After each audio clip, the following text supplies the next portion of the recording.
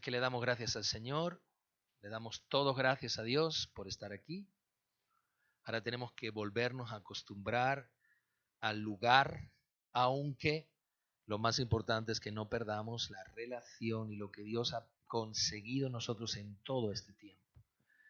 La dependencia no de un sitio ni de una reunión, sino de una relación con Dios. Vamos a leer el libro de Juan capítulo 2, porque vamos a estar en el capítulo 2, en el capítulo 3 y en el capítulo 4. Y vamos a ver en esos 3 capítulos una enseñanza muy importante. Voy a intentar darla, si no puedo llegar a darla completa, la partiré en 2, pero voy a darla tranquilamente para que sepamos en qué nos vamos a basar en este día. El primer episodio que aparece muy hermoso en el libro de Juan son las bodas de Caná. Y en esas bodas hay muchos significados. Hemos predicado mucho este pasaje. Yo lo he predicado en muchas naciones, incluso como Dios me reveló muchas cosas sobre este pasaje. Pero hoy quiero fijarme expresamente en algo muy interesante que está en el capítulo 2, en el versículo 3 al versículo 6. Dice así: y faltando el vino, la madre de Jesús le dijo: no tienen vino. Jesús le dijo: ¿qué tienes conmigo, mujer?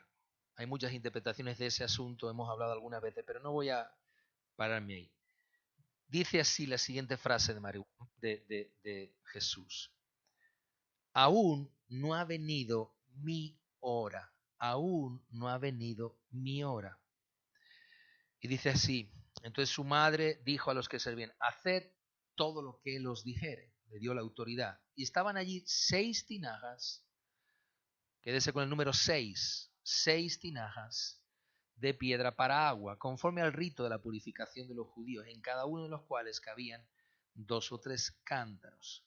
Recuerda que Juan es un evangelio que está escrito 60 años después de estos acontecimientos. La iglesia ya había crecido de una forma muy grande y se había hecho universal. Había cristianos por donde quiera. Y Juan escribe una carta universal donde quiere dejar los relatos no de Jesús, sino lo que quiere dejar son las enseñanzas de Jesús basadas en principios. Entonces él no toma su evangelio para hablar cronológicamente de las historias de Jesús, incluso cuenta historias de Jesús que ninguno de los otros la cuenta. Por ejemplo, esta, donde solamente está aquí en este pasaje, porque habla expresamente de los principios o aquellas cosas que no se trataban solamente de la cronología, sino de las enseñanzas que de ella sobresalían. La boda de Caná es un retrato, es un reflejo exacto de la condición espiritual que se encontró Jesús en Israel. Y cómo en el tiempo de Jesús la primacía de la religión y los ritos era más importante que cualquier cosa. Aquí había unas tinajas, dice aquí, para el rito, porque había una especie de purificación que los judíos habían establecido, que viene de los tiempos de Moisés, cuando en el desierto había que lavarse las manos por una cuestión de sanidad, pero que quedó como rito donde todas las personas, antes de entrar a un sitio, tenían que lavarse las manos y lavarse también los pies. Por tanto, esto es un rito, porque el espíritu del templo y de la religión en los días de Jesús, aun cuando son el pueblo de Dios, tienen al Dios verdadero, tienen una casta de personas que han sido escogidas en base a principios de Dios, sacerdocios, levitas. A pesar de todo eso, lo de Dios en el pueblo de Israel se había convertido en un rito y en una religión. Ir a la iglesia era una religión para ellos, era un ritual. Por eso el primer episodio que Juan habla es hablar de cómo estaba la condición espiritual de un pueblo que tenían el rito por encima de todo. Aparece el número 6, muy significativo, porque 6 es el número de los hombres, es el número imperfecto, que le falta la gracia para llegar al número perfecto de Dios. Y aparece el número 6. Por tanto, esta es una boda que tiene escasez de vino, porque está hablando de la escasez de la gracia, de la bendición, del gozo de Dios en medio de los judíos. Tenían una boda, tenían una celebración, el esposo y la esposa Dios y su pueblo, pero no tenían relación. No había vino en esa boda. Las tinajas estaban vacías, incompletas, porque la religión siempre es incompleta. Nunca alcanza para poder satisfacer la demanda. No se puede beber agua de la religión porque no tienen agua. Y el agua que poseen está en tinajas y a veces estancada y huele mal. Así es la religión. Perdónenme que se lo explique así. Pero cada vez que yo veo una celebración de la Iglesia Universal Católica y miro toda esa parafernalia que hay entre los gorros, las cosas, la esta, de esos hombres que están ahí, que no son capaces ni tan siquiera lamentablemente de dar una homilía del corazón, todo es leído, todo. Yo digo, pero ¿quién le puede gustar esto? No sé a quién le puede gustar eso. ¿A quién le puede gustar esa religión sin sabor? Le gusta a las personas que son también sin sabor, que no tienen. Van, hacen, cumplen y se van. No hay problema. Vamos a celebrar a la Virgen del no sé cuánto, somos capaces de celebrar fuertemente ese evento, estamos ahí que nos rasgamos el corazón y después a la noche nos emborrachamos. Entonces, ¿dónde está el Espíritu de Dios en medio de todo eso? Hay una gran carencia. Aquí es lo mismo. Aquí hay una mujer, María, que está al lado de unas tinajas, de un pozo vacío. No tiene agua, no hay manera. Se da cuenta, dice, falta el vino, dice Jesús. Bueno, lo primero que falta es el agua, aquí no hay nada. Aquí hay rito, pero ya no hay nada en este momento. Un rito insuficiente. La religión no purifica el corazón de la gente. La religión no hace que la gente se arrepienta de sus pecados. La religión lo que hace es condenar a la gente pecadora. Entonces, la religión no purifica personas. Por eso no hay agua, por eso se ha acabado. Estos son señales, es una expresión de las señales de Dios. Me gusta mucho algo en este pasaje, es que todos desconocen la hora de Dios. La religión no sabe la hora de Dios. Disculpen la expresión, no se enteran. ¿Cómo dicen los jóvenes? Estos no se enteran de nada. La religión no se enteraba de nada. Dice Jesús, no ha llegado mi hora. ¿Es que no os habéis dado cuenta que no ha llegado mi hora? No sabían, no tenían entendimiento de la hora de Dios, no conocían, no habían reconocido a Dios. Durante los 3 años que estuvo nunca lo reconocieron, ni entendieron sus señales, ni esperaron la hora de su proclamación. La religión no entiende de las horas de Dios, no conoce, proféticamente está perdida. Aun cuando ve las cosas que ven, no saben, no se distingue. No tienen capacidad para distinguir. Ven una pandemia, pero no ven la hora de Dios. Ven mascarillas, pero no ven el día de Dios. No ven las señales que Dios está enviando. Perdónenme, pero a veces nosotros tenemos que decir la verdad que nos cuesta entender lo que estamos viviendo. Nos es costoso entenderlo. Porque a veces nos es costoso mirar las cosas como Dios las ve. Así es que de momento no había llegado el día ni la hora de Dios, pero el espíritu religioso en los días de Juan manifestaba que era verdad, que no sabían, que no entendían. La misma María que vivió con Jesús 30 años no entendía los tiempos de Dios, porque María puede ser muy buena mujer y muy buena madre y muy buena lo que tú quieras, pero no deja de ser una mujer pecadora como usted y como yo, exactamente en la misma medida, con corazón, con intención, buena muchacha, buena jovencita, pero no dejó de ser una mujer que cuando llegaban los días de Dios, los días de Jesús, de la proclamación de su ministerio, desconocía. Y Jesús le dijo, es que no conoces la hora, el problema es que no ha llegado mi tiempo, no te has dado cuenta, mamá, hace mucho que yo estoy aquí, pero tiene que llegar mi tiempo. Así es la religión, no tiene capacidad. María es la mujer que va a entender, pero que todavía no entiende. Revela a la iglesia que va a nacer, pero todavía no comprende. Así es que ahí estaba. Pero hay un momento que es el día en que las 6 tinajas son llenas de agua para convertirse en vino. Diga conmigo, el número 6 siempre, aunque revela al hombre, revela la esperanza de que llegará el día 7 de Dios. Eso es lo más hermoso que podemos mirar, que hay un momento que el 6 es la distancia más corta para llegar al día de Dios. Por tanto, aquí Israel estaba en la peor condición, pero estaba muy cerca de ver al Mesías muriendo por sus pecados y levantando una nueva nación llamada Iglesia, el Israel espiritual. Ese es el significado de las bodas. Esto es un mensaje en sí mismo que podíamos predicarlo. Pero quiero que vayamos aquí para que veas la hora y el número 6. Están ligados la hora y el número 6. Las tinajas, el rito, todo está ligado. Capítulo 2, versículo 13. Estaba cerca, ya termina las bodas, estaba cerca la Pascua de los judíos y subió Jesús a Jerusalén y halló en el templo a los que vendían bueyes, ovejas, palomas y los cambistas estaban allí. Entonces Jesús los echa. Este relato se llama, además usted lo verá ahí, Jesús purifica, ¿qué dice? El templo. Hay una purificación. ¿Qué hace el agua? Limpia, purifica. ¿Qué le faltaba a las tinajas de la boda de Caná? No tenían ¿qué? Agua, no había purificación, no tenían capacidad de limpiar. ¿Quién puede limpiar el templo? ¿Quién puede limpiar los pecados de los hombres? ¿La religión? Jesús. Jesús viene a purificar.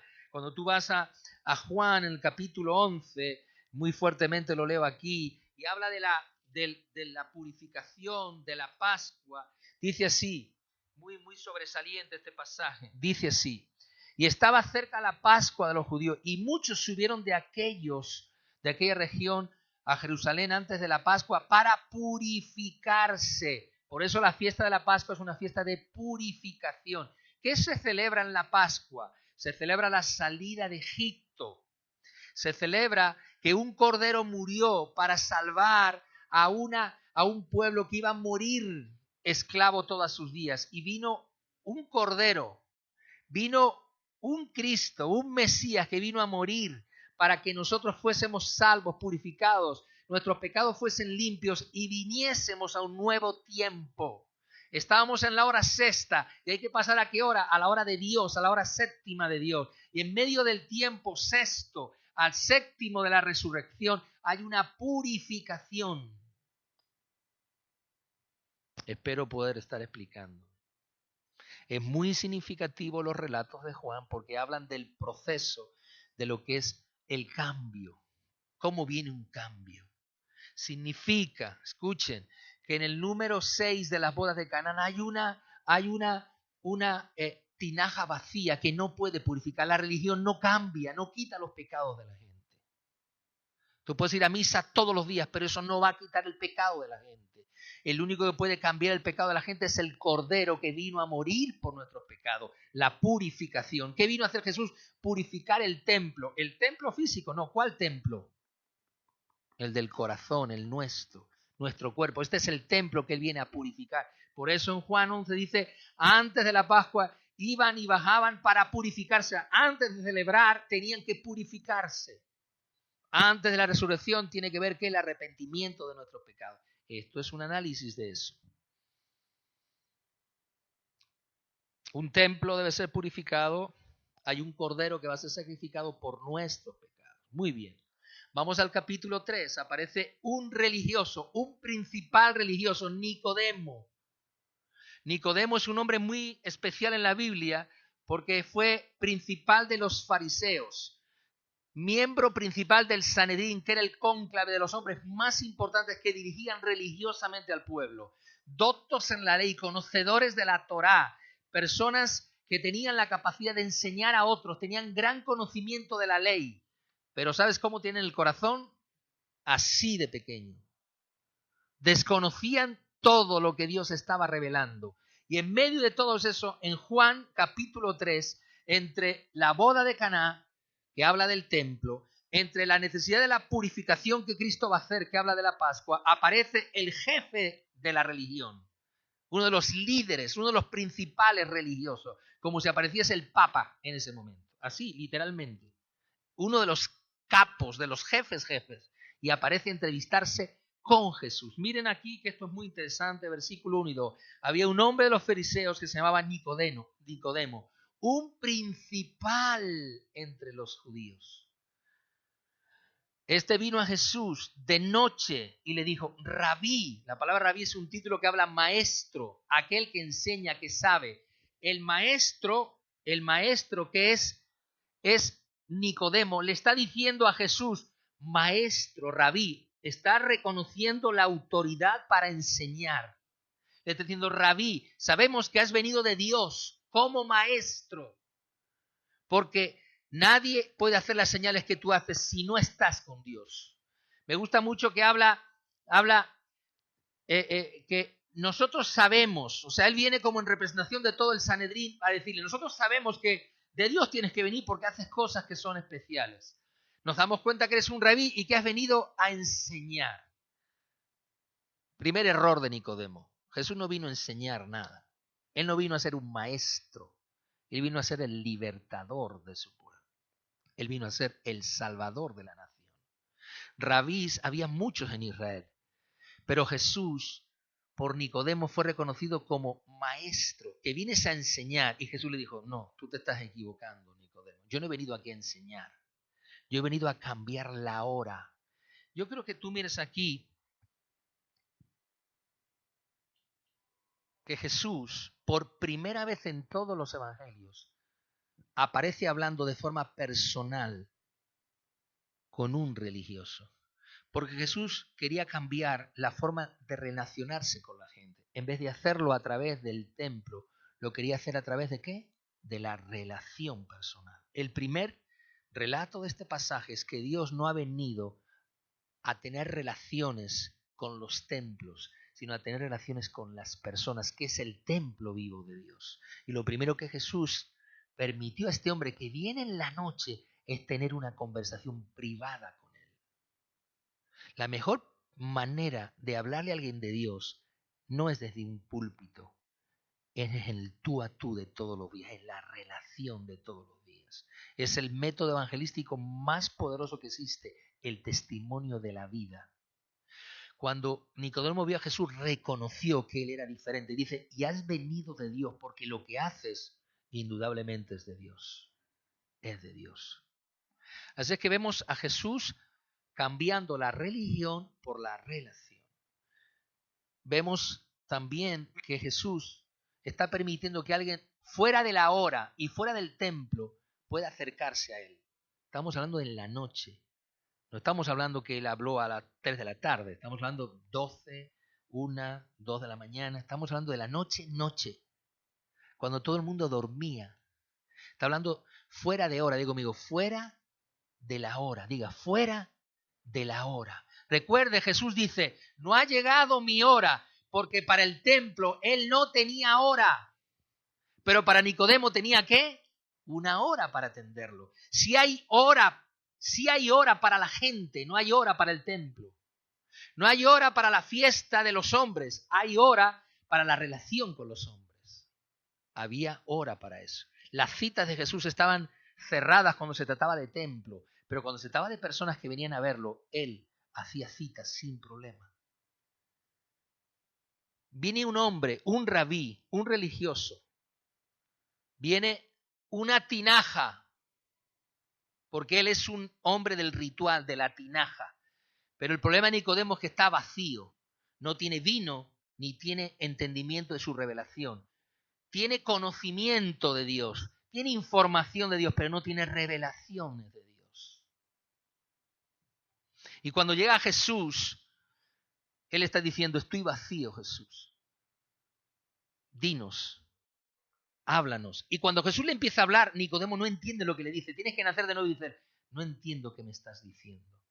O sea, ese hombre que sabía tanto, ante Jesús no sabía nada. Tenía conocimiento de la ley, información, pero no conocía a Dios. ¿Tú sabes cuántas personas en la religión hay que tienen información de Dios y no conocen a Dios? No tienen una relación personal con Dios. Las iglesias están llenas de hombres de templo, pero no de hombres con relaciones con Dios.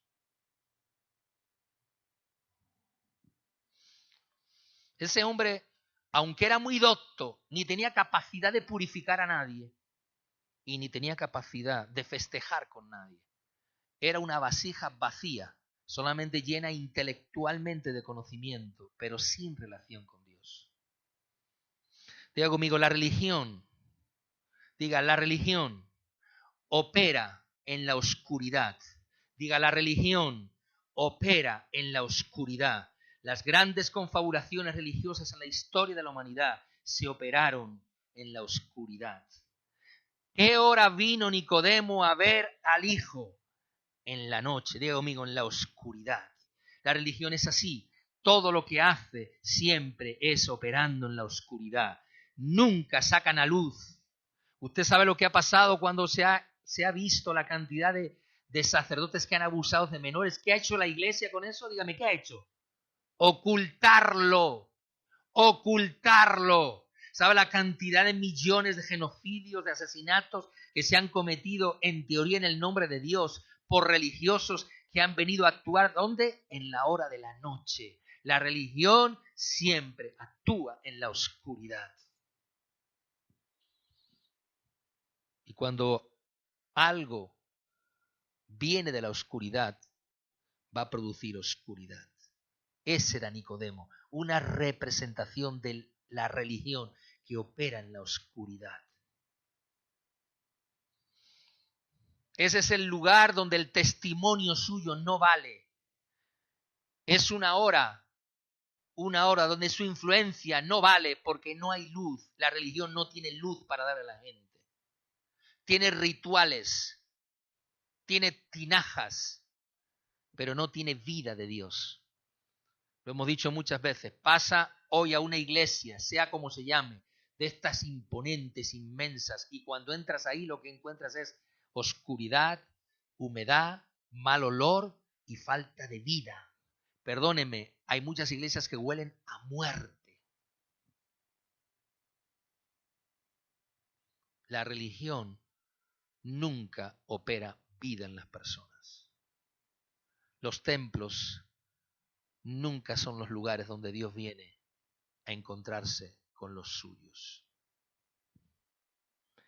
La religión, escúchame, llamó a Jesús maestro, rabí, porque le costó llamar Señor.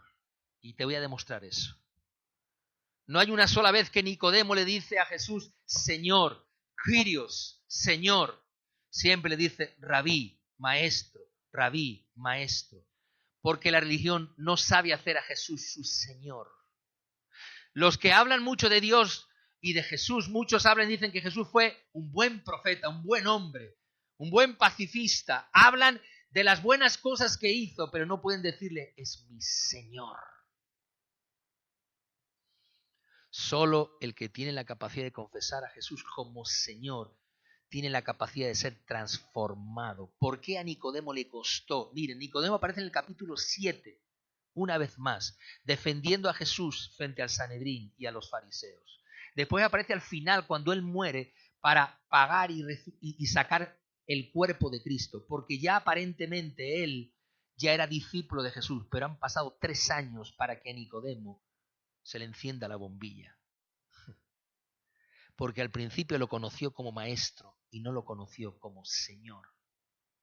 ¿Alguna vez le he dicho a usted que uno sigue a Dios hasta donde lo ha conocido? Si tú lo has conocido como sanador, lo sigues hasta que te sana. Si lo has conocido como maestro, le sigues hasta que te enseña. Y si lo has conocido como Señor, lo sigues hasta el resto de tus días. Por eso cuando la gente no reconoce a Jesús como Señor, no hay transformaciones ni cambios en sus vidas. La religión opera en la oscuridad. Miren, amado, cuando Jesús está hablando con él intenta entender lo que le está diciendo y no entiende. Mire el versículo 16. De tal manera amó Dios al mundo que ha dado su Hijo unigénito para que todo aquel que en él crea no se pierda, mas tenga vida eterna.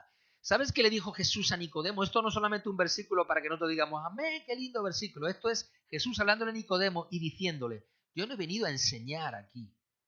Yo no he venido a que la gente aprenda de mí. Yo he venido a salvar al mundo. Mi Padre mío vio para salvar al mundo, incluido a ti, incluido al mundo, no solo los judíos, a todos. Eso es lo que Nicodemo no entendía.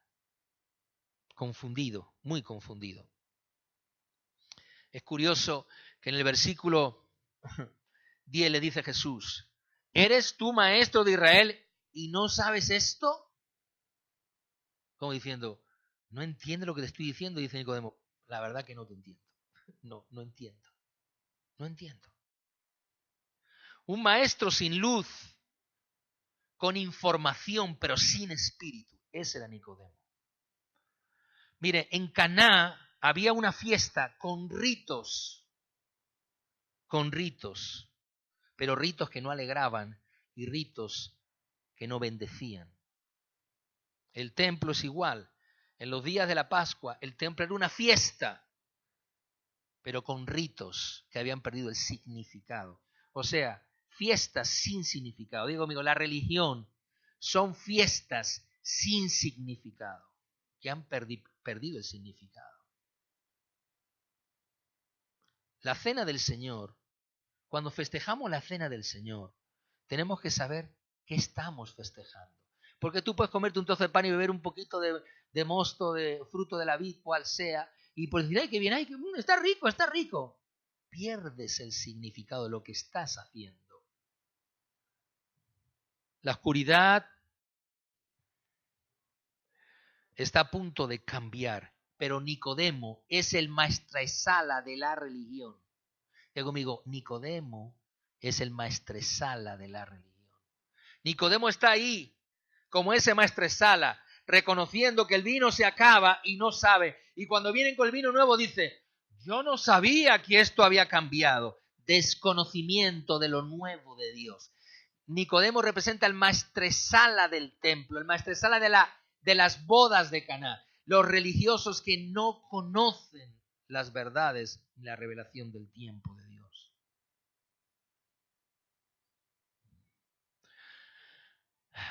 Juan 1:5 dice, la luz en las tinieblas resplandece y las tinieblas no prevalecen contra ellas. ¿Sabes lo que dice Juan 1:5? Nicodemo no pudo prevalecer sobre la luz de Cristo. Eso es lo que dice ahí Nicodemo. Juan 1:5 es el acercamiento a la diferencia que existe entre la gente que es luz y la gente que son tinieblas. Los que son tinieblas nunca prevalecerán sobre la luz. Nunca. Así que ahí tenemos a Jesús, que es un maestro de la luz, al lado de Nicodemos, que es un maestro que se mueve en la oscuridad y en la noche. Muy bien. Juan 2, Juan 3, Juan 4. El pozo de Jacob y la mujer samaritana, que no sabemos su nombre. Juan 4. Atento aquí. Y le era necesario pasar por Samaria. Usted vio el vídeo que mandamos el otro día, el segundo. Si no lo vio, se lo aconsejo. Hay un tercero más. Lo mandaremos mañana lunes, si Dios lo permite. Pero hay ese segundo vídeo de la mujer samaritana es muy especial. A mí es el que más me gustó de los tres. Porque aunque se sale fuera de las cosas que se conocen, cuando él le dice, tu primer marido, aunque se sale, es tan actual de cómo tendría que ser esa conversación. Y algo que me llama la atención ahí es que Jesús la está esperando. Sabe la hora en que ella va a llegar ahí. ¿A qué hora va a llegar ella ahí? Atento. Salió de Judea y se fue y era necesario pasar por Samaria. Vino pues a una ciudad de Samaria llamada Sicar, junto a la heredad que Jacob dio a su hijo José. Y estaba allí el pozo de Jacob. Entonces Jesús, cansado, se sentó junto al pozo. Y era como la hora, ¿cuál? Sexta. ¿Era la hora cuál? Sexta. Recuerda, bodas de Canaán, ¿qué es? 6 tinajas. 6. Es el número de la oscuridad, es el número incompleto. Aquí Jesús está en la hora de lo incompleto. Todavía no ha sido manifiesto. Esta es la primera vez que Él se manifiesta como el número 7, como la hora prometida, como el día de Dios. Y se manifiesta a una mujer samaritana. No se manifiesta a ningún religioso, ni se manifiesta a un doctor de la ley, ni a alguien muy bueno, ni reconocido, ni rico, ni famoso, al más desechable, al más desestimado, al que menos pensaríamos. Jesús está en la hora sexta, digo conmigo, esperando la manifestación de su hora y de su tiempo. Amado, estamos en la hora sexta. Y la hora sexta es una hora de oscuridad. es una hora de oscuridad. Porque en la hora sexta hay oscuridad, amados. Sí la hay.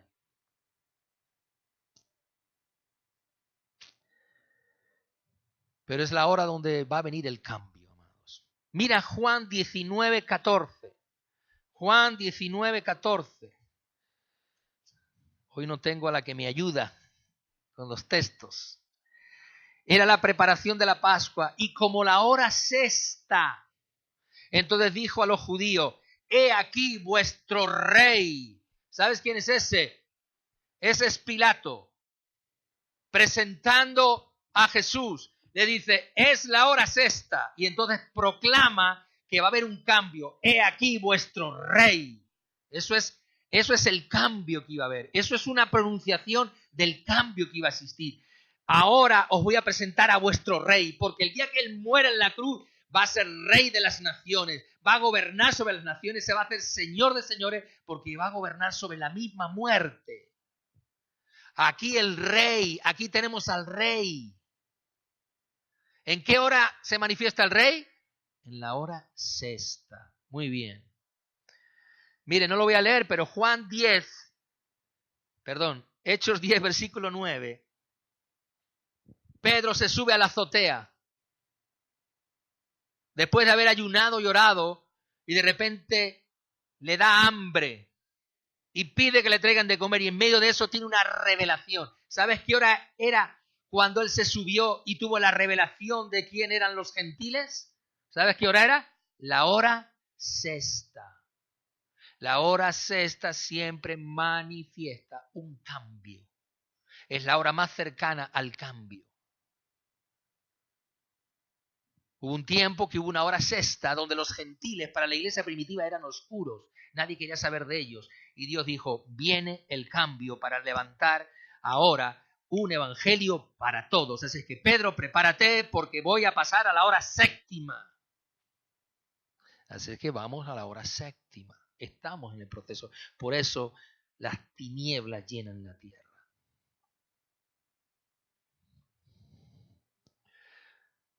Marcos 15. Tengo que darte los pasajes porque quiero que los veas. Marcos 15, versículo 33. Cuando vino la hora sexta, hubo tinieblas sobre la faz de la tierra hasta la hora novena. A Jesús lo crucifican en la hora tercera. Hora tercera. Él en la hora sexta está en una profunda agonía y de repente viene oscuridad. De repente se llena la tierra de oscuridad y en la hora novena Él muere. Han pasado 6 horas desde que lo han crucificado hasta que ha muerto. Y cuando llega la hora sexta, 12 de la mañana, al mediodía, a las 12 de la mañana, al mediodía, la hora de la mujer samaritana, la hora del cambio en la boda de Canaán, la hora de los cambios en la época de la iglesia, siempre llegando en la hora sexta, siempre Jesús, amado, viene con una temporada de oscuridad. Y dice aquí capítulo 33, cuando vino la hora hubo tinieblas sobre la tierra hasta la hora novena. Hubo 3 horas de tinieblas sobre la tierra. Y estamos en un periodo, 3 horas de tinieblas para una cuarta hora de resurrección. Estamos en un momento tan importante que la tierra se está llenando de oscuridad y uno puede decir, Señor, ¿dónde estás? ¿Dónde estás que no te veo? ¿Dónde estás? Estás muriendo. ¡Ay, Jesús está muriendo! Jesús está agonizando, está muriendo. ¿Quién nos salvará? Dice Jesús, ahora voy a llegar. No te preocupes, que voy a llegar. Hoy hay una gran desesperanza en la gente porque no somos capaces de ver a Dios en esta hora de oscuridad. Pero en ese tiempo hubo un cambio. Venían de una situación religiosa y Dios le dice, hay 6 tinajas. Tranquilo, que voy a cambiar las tinajas y va a haber vino. Hay una hora sexta, no os preocupéis, estáis en oscuridad, pero no os preocupéis que yo voy a traer salvación sobre la humanidad. No te preocupes, Nicodemo, que un día verás la luz. Te va a costar, pero verás la luz, Nicodemo. Y no te preocupes, samaritana, que estoy aquí en la hora sexta porque voy a cambiar tu oscuridad. ¿Cómo vivía la samaritana? ¿Llena de qué? de oscuridad en su vida. ¿Sabe usted por qué ella iba a las 12 de la mañana, a la hora sexta al pozo? Normalmente siempre iban a las 9 de la mañana, a la hora donde menos calor, iban en grupos de mujeres. ¿Usted sabe por qué fue a esa hora? Porque no quería juntarse con las mujeres, porque la despreciaban. Porque, hijo, si tú conoces a una vecina que ha tenido 5 maridos y encima el que tiene ahora está en adulterio, pues no te gustaría mucho juntarte con ella, porque pues que esta tía, mira que está loquita esta, que está, vaya esta, ¿no? O diríamos, oh, qué santa es, ¿no? La juzgaríamos por su situación. Así es que aquí tenemos un cambio, ese cambio donde parecía que todo se perdió, donde no hay fruto, donde no parece que va a pasar nada, pero de repente viene un cambio. En ese día ahí, en la hora sexta, se rompió el velo del templo. El templo tembló, se rompió la estructura. Ahí en la hora sexta se rompió el velo. Hay un cambio, hay un cambio. Y esa es la tristeza, que la gente no ve el cambio. Ese es el problema, el espíritu religioso Nicodemo en nuestra mente, que no vemos el cambio. Pero la mujer samaritana lo vio. Vio el cambio en la hora sexta, lo vio. En Caná había una mujer junto al pozo vacío, se llamaba María. ¿Te acuerdas que te lo dije? Ahí había una mujer en un pozo vacío. Aquí, en este pozo hay una mujer que ahora va a recibir un agua que va a quitar su sed. Miren, amado, en Caná necesitaron siervos para llenar las tinajas, porque la religión necesita constantemente gente que trabaje para darle movimiento y vida. Pero en el pozo de Belén, de Jacob, donde la samaritana, no hubo nadie. Dijo Jesús, tranquilo, que ahora voy a mandar la fuente de vida donde no hace falta que nadie intervenga. Yo voy a producir vida en las personas. La religión siempre tiene que hacer cosas para salvar gente. La religión siempre exige que hagas cosas para que tú te salves. Eso no está en la Biblia nunca. La salvación no se obtiene por buenas obras, se obtiene por fe. Por eso es que Cristo, amado, en la mujer samaritana le dijo, te voy a dar algo, te voy a dar una fuente de vida que va a fluir, no vas a necesitar de hacer nada. Dijo, y así, dámela, si no tengo que venir aquí. Dijo, y así, tranquila, verás cómo no vas a venir. Vas a tener que venir por el agua física, pero la espiritual la vas a tener en tu interior todos los días. Va a haber un manantial para ti constante. Así es que había una mujer en un pozo, aquel pozo, que necesitó siervos para llenar de agua en Caná. Pero ahora aquí en Samaria, Sicar, nos encontramos una mujer que va a recibir una fuente y un manantial de vida. Diga conmigo, la vida del Espíritu.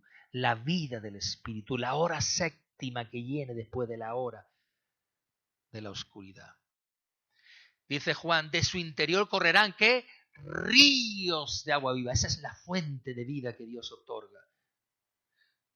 El otro día te lo expresaba. Qué difícil es, amado, que alguien pueda adorar a Dios si no conoce a Dios. Es muy difícil, porque adorar es el producto de algo que fluye, que brota de tu espíritu, no de tu palabra. Si tú no tienes una capacidad de conocer a Dios en espíritu, es muy difícil que sepas adorar. Incluso la adoración te aburre. Dices, uy, qué largo está esto. ¿Por qué? Porque de ti no brota nada. Pero cuando ese interior está ahí, eso es, todo el tiempo tú tienes ganas, adoras, levantas, pones vídeos, pones y estás todo el tiempo ahí, venga y ven, porque está brotando todo el tiempo. Qué hermoso estar al lado de hombres y mujeres que cuando están a tu lado están alabando a Dios.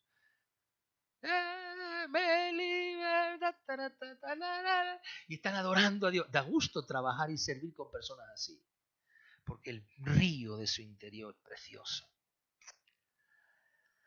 Ay, ay, ay, ay, ay. Una casa.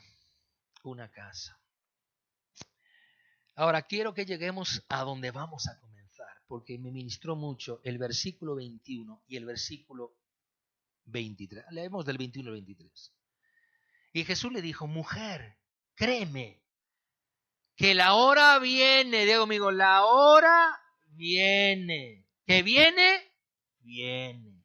Usted puede decir, ay, Señor, si ahora después de esta oscuridad, madre mía, ¿quién tiene ganas de la iglesia? ¿Quién tiene ganas de adorar a Dios? Y madre mía, con lo que estamos viviendo. A la gente era la Semana Santa. Otra Semana Santa sin nada. Gloria a Dios. Los años que hemos orado para que las imágenes no fuesen un tropiezo en nuestras ciudades. La idolatría que tanto ofende a Dios. Dice aquí, la hora viene. ¿Qué le dijo a María? María, todavía la hora no está llegando. Han pasado unos cuantos días, años o meses, unos meses. Y dice Jesús, la hora viene. ¿Sabe qué significa ahí? La hora está ya aquí.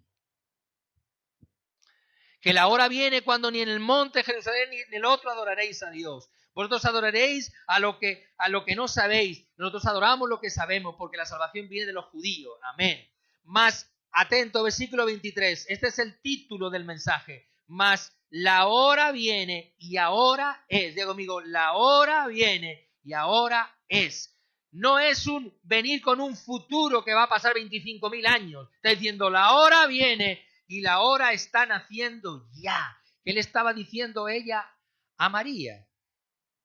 María, no ha llegado la hora todavía, no está preparado el templo, no están preparadas las tinajas, Nicodemo no está listo, no está preparado para la salvación, hay mucha religión en él, hay mucho rito, no está listo, Nicodemo no está listo, mi Israel no está listo, mi pueblo me desprecia.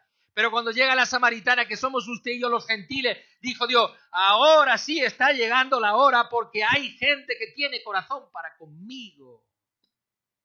Ahora sí está llegando. Dice, sí, ahora es. La hora viene y la hora es. Cuando los verdaderos adoradores, ¿por qué está hablando de verdaderos adoradores? Va a venir una renovación, va a venir una fuente, un manantial para adoración, lo que hemos estado compartiendo. Antes estáis peleando en qué monte, y en qué monte, y en qué pueblo, y en qué templo. Como decía el vídeo, ¿cómo vamos a ir allí a Jerusalén si está muy lejos? ¿Cómo vamos a hablarle a Dios si el templo lo habéis llevado lejos? Dijo Jesús, no te preocupes, que ya no va a necesitar ni templos, ni Jerusalén, ni nada. Tú vas a ser un templo y un manantial de vida nuevo. Eso es lo que estaba expresándole. Diga conmigo, la hora viene y es ahora la hora de Dios. Por eso puede ser una gran oscuridad la que tú puedes estar viviendo, pero la hora está aquí, ya la hora está aquí. Una casa, un templo de adoración, tu espíritu, un espíritu vivo. Unas bodas. Ahora miren, atento aquí. Unas bodas con esposo. Porque ¿cuál era el problema de esa mujer samaritana? Que no tenía ¿qué? Esposo.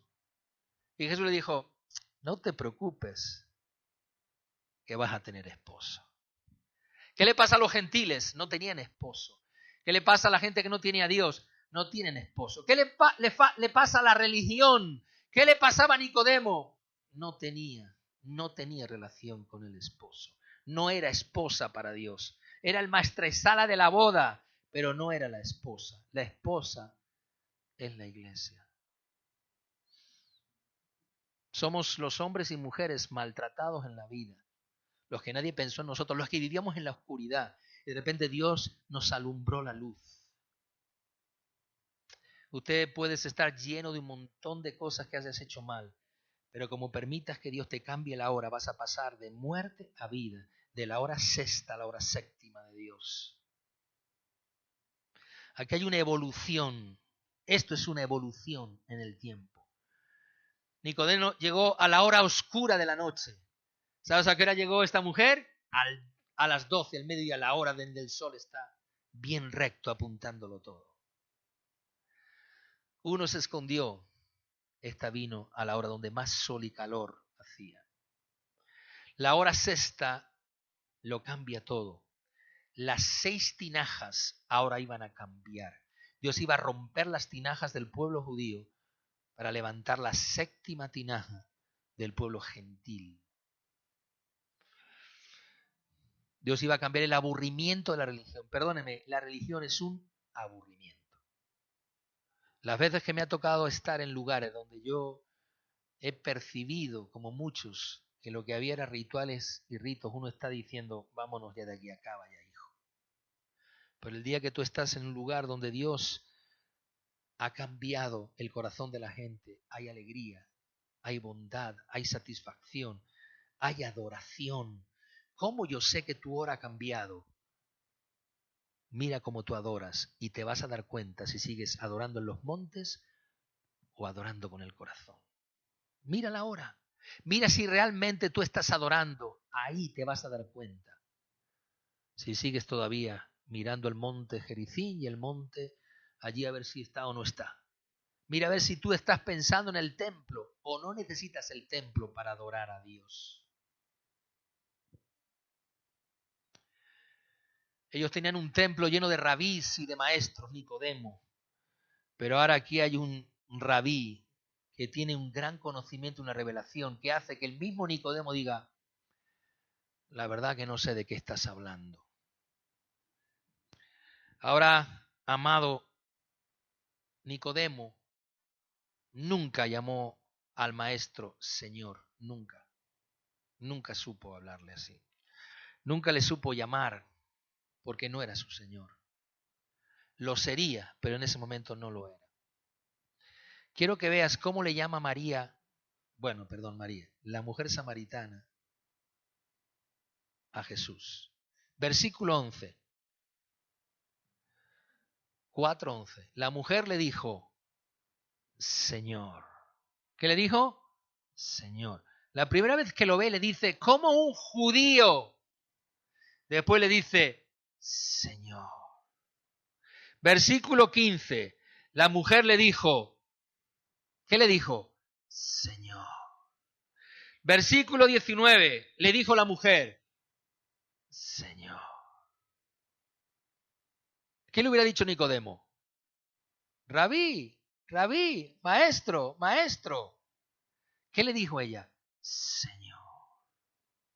Amo, dueño. La palabra Señor es Kyrios, como quieras decirlo en griego. Viene del término Adonai, que es el término hebreo para Señor. Adonai es el término que se usa para decir Jehová, porque los hebreos cuando escribían Jehová no podían escribirlo porque era el nombre más sagrado de Dios. Y como tenían temor aún de pronunciar su nombre y escribirlo, cambiaron la palabra Jehová por la palabra Adonai, que significa Señor, por el respeto que tenían. Entonces, cuando se tradujo después el término Adonai al término griego, se tradujo Kyrios o Kurios, como quieras llamarle, que significa eso, dueño, propietario, soberano, el señor de los esclavos. Hay una palabra que me encanta porque es muy fuerte. Aquel que tiene capacidad de eliminar a los hombres. O sea, ¿quién tiene capacidad de decir tú vives y quién no vives? Lo dice Dios, ¿no? O sea, entonces está hablando de Dios, de la autoridad de Dios. Ese es el término que se usa.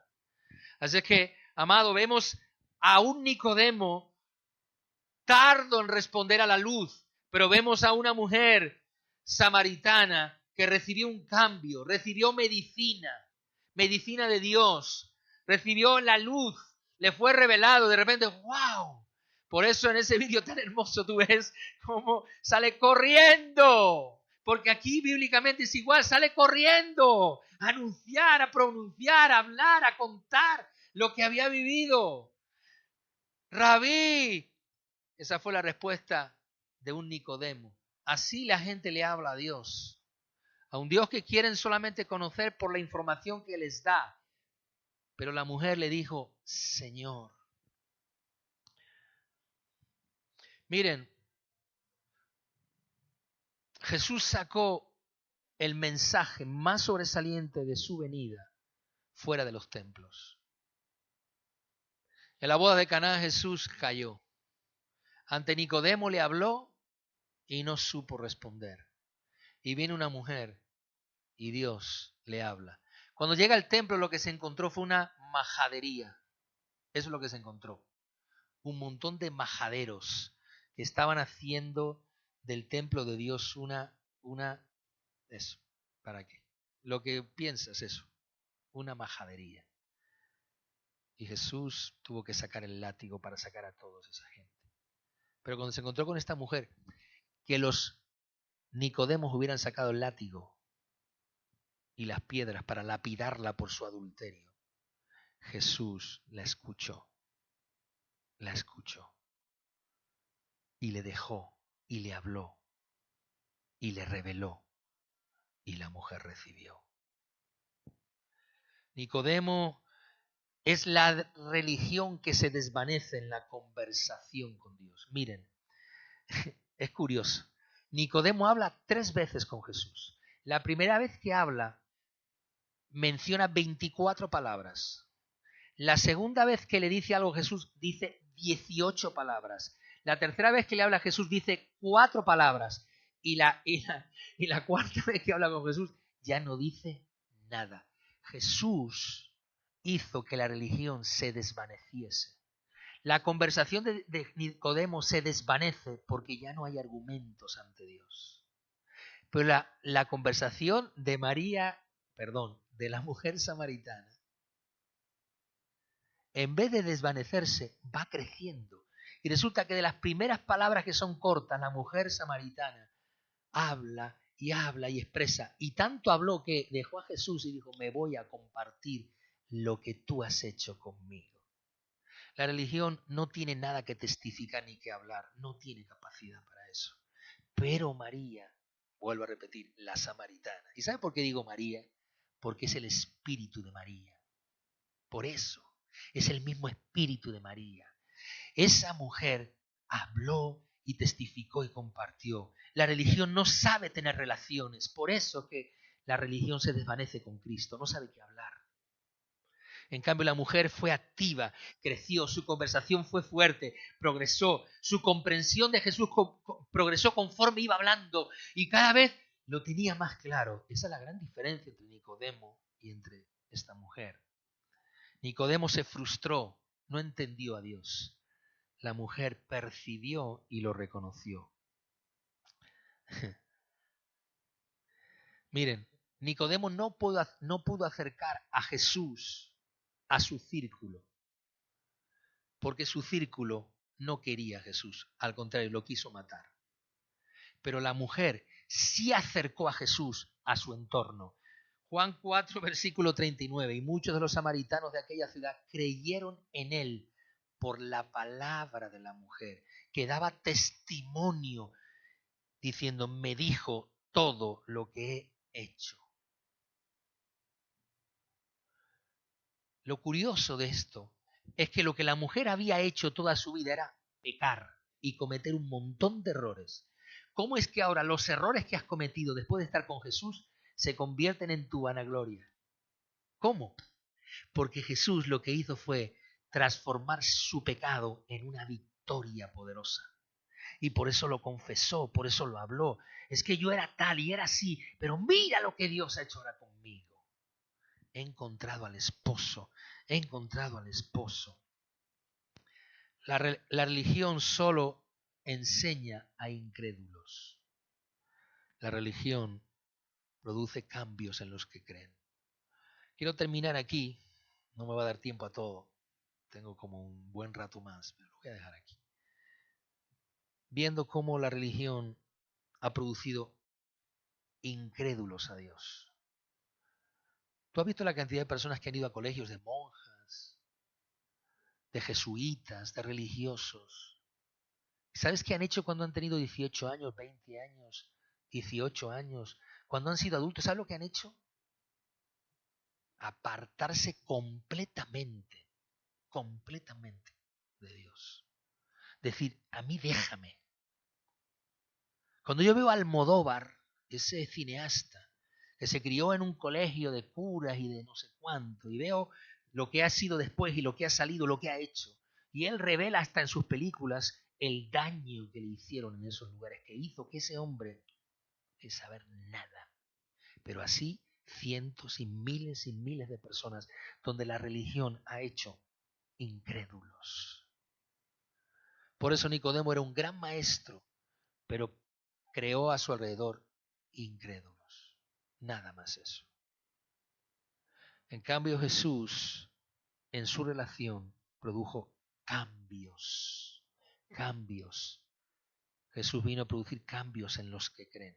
Termino diciéndote que Nicodemo es un agua que no puede transformarse en vino. Porque Jesús no viene a transformar personas. Jesús viene a dar nuevas naturalezas a las personas. Viene a matar la vasija, a quebrantar el día sexto y a levantar de ti un nuevo hombre. La naturaleza pecaminosa del hombre no puede cambiar. Tu ser siempre está ahí. La maldad estará siempre contigo. Tus malos pensamientos siempre estarán ahí porque están ligados a pecado en tu vieja naturaleza. Él no vino a cambiar tu vieja naturaleza, vino a darte una nueva naturaleza para vivir una vida con Él. Segunda parte. Porque es precioso lo que viene ahora, muy hermoso, de las diferencias entre el vino. ¿Por qué la tinaja? ¿Por qué la tinaja estaba vacía? Porque era necesario poner vino nuevo en odres nuevos. Porque el vino en una tinaja de religión que tienes que llenar de agua, cuando se acaba, ¿qué hay que seguir haciendo? Volver a llenarla y volver a transformar y volver a cambiar. Por eso el hombre pelea constantemente en querer cambiar. Yo quiero cambiar, esperando el milagro para que Dios lo cambie, esperando el milagro para que Dios lo cambie, esperando el milagro para que Dios me dice, no es que te voy a cambiar, es que te voy a hacer nuevo. Señor, este día es muy significativo que estamos aquí hablando de esto. Y muy significativo en esta hora que estamos hablando del templo. Y muy significativo que en esta hora estamos volviendo otra vez a los templos. Para que volvamos a comprender y a entender, Señor Jesús, que la fiesta la ponemos nosotros. La fiesta es tu corazón y tu manantial de adoración. Y Jesús se goza con la novia cuando sabe que la novia tiene esposo. Así es que la fiesta la ponemos nosotros con el corazón, con la intención, con nuestra disposición. Nosotros queremos una vasija nueva. No queremos la vasija anterior porque no sirve. No queremos que nos estés dando agua. Venga, vamos a hacer cosas. A ver, venga, Señor, ven y cámbianos, cámbianos. No, no, no. Si yo ya te proveí la manera de cambiar, resucita a una nueva vida en Cristo. En el nombre de Jesús. Amén.